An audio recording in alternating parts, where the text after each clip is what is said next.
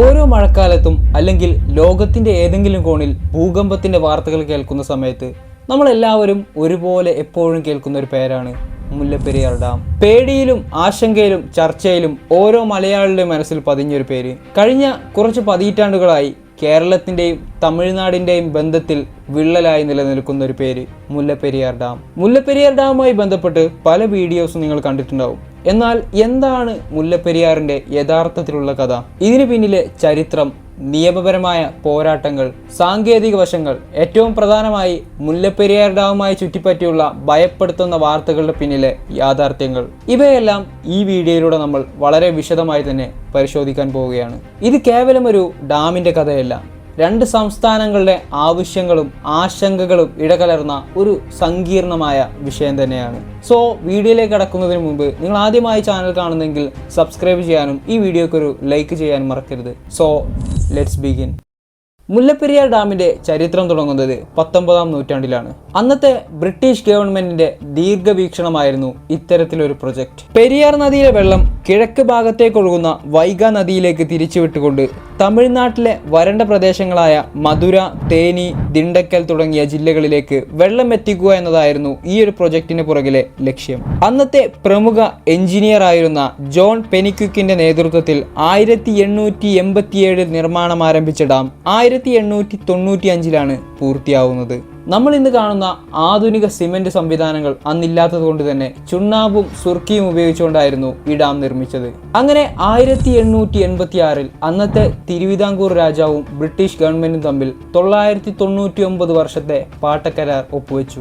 ഈ ഒരു അഗ്രിമെന്റ് പ്രകാരം ഡാമിന് മേലുള്ള നിയന്ത്രണവും അതുപോലെ തന്നെ പെരിയാറിലെ വെള്ളം വൈഗാ നദിയിലേക്ക് തിരിച്ചുവിടാനുള്ള അവകാശവും തമിഴ്നാടിന് ലഭിച്ചു. ഇതാണ് ഇന്നും നിലനിൽക്കുന്ന ആ ഒരു വലിയ തർക്കത്തിന്റെ പ്രധാന കാരണം പറയുന്നത്. അങ്ങനെ വർഷങ്ങൾ ഒരുപാട് കഴിഞ്ഞപ്പോൾ ഈ ഡാമിന്റെ സുരക്ഷയെ ചുറ്റിപ്പറ്റിയുള്ള ചർച്ചകൾ ഉയർന്നു വരാൻ തുടങ്ങി. 129 വർഷം പഴക്കമുള്ള ഈ ഡാമിന്റെ ഘടനാപരമായ ബലത്തെക്കുറിച്ച് കേരളം നിരന്തരം ആശങ്കകൾ ഉയർത്താൻ തുടങ്ങി. കാരണം ഒരു ഭൂകമ്പമോ അല്ലെങ്കിൽ അപ്രതീക്ഷിതമായ ശക്തമായ നീണ്ടു നിൽക്കുന്ന മഴയോ ഡാമിന്റെ ബലക്ഷയത്തിന് കാരണമായാൽ ഇടുക്കി, കോട്ടയം, ആലപ്പുഴ പോലെയുള്ള ജില്ലകളിൽ ലക്ഷക്കണക്കിന് ആളുകളുടെ ജീവനും സ്വത്തിനും അതൊരു വലിയ ഭീഷണിയാവുമെന്ന് കേരളം നിരന്തരം പറയാൻ തുടങ്ങി. പുതിയൊരു ഡാം നിർമ്മിക്കണമെന്നായിരുന്നു കേരളം മുന്നോട്ട് വെച്ച ആശയം. എന്നാൽ തമിഴ്നാടിനെ സംബന്ധിച്ചിടത്തോളം മുല്ലപ്പെരിയാർ ഡാം അവരുടെ കാർഷിക മേഖലയുടെയും അതുപോലെ തന്നെ കുടിവെള്ളത്തിന്റെയും ഒരു പ്രധാന ഘടകമായിരുന്നു. കേരളം പറയുന്നത് പോലെ ഡാമിന് ബലക്കുറവുകളില്ലെന്നും നിരന്തരമായ പരിശോധനകളിലൂടെ അത് ഉറപ്പാക്കിയിട്ടുണ്ടെന്നും പുതിയ ഡാം എന്നൊരു കൺസെപ്റ്റ് തങ്ങളുടെ ജലലഭ്യതയെ വളരെ വലിയ രീതിയിൽ ബാധിക്കുമെന്നും അവർ പറഞ്ഞു. തമിഴ്നാടിന്റെ ഈ ഒരു നിലപാടോടുകൂടിയാണ് മുല്ലപ്പെരിയാർ ഡാം എന്ന വിഷയം ഒരു രാഷ്ട്രീയ, സാമൂഹിക, പാരിസ്ഥിതിക വിഷയമായി മാറുന്നത്. ഈ ഒരു തർക്കം വെറുമൊരു തർക്കം മാത്രമായി തുടരുകയല്ല, മറിച്ച് സുപ്രീം കോടതി വരെ എത്തി. നിരവധി തവണ ഈ വിഷയത്തിൽ കോടതി ഇടപെടുകയും തർക്കം പരിഹരിക്കുന്നതിനു വേണ്ടി വിദഗ്ധ സമിതികളെ നിയമിക്കുകയും ചെയ്തിരുന്നു.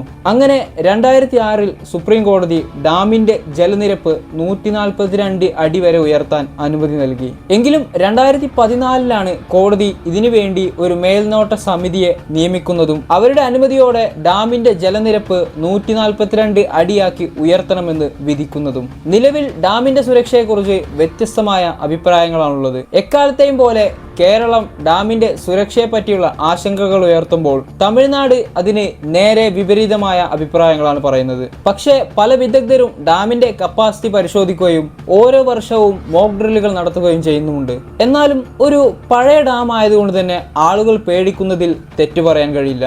മാത്രമല്ല കാലാവസ്ഥയിൽ വരുന്ന മാറ്റങ്ങൾ ഡാമിന് വലിയ രീതിയിൽ വെല്ലുവിളിയാവുന്നുമുണ്ട്.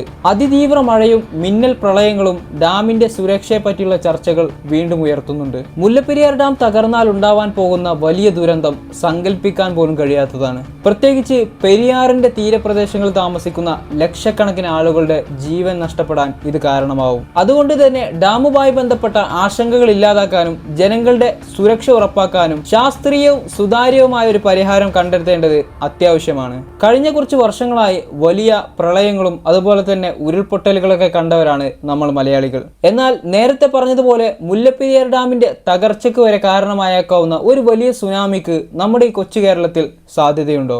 ഇതറിയുവാനായി ഈ വീഡിയോ കാണുക.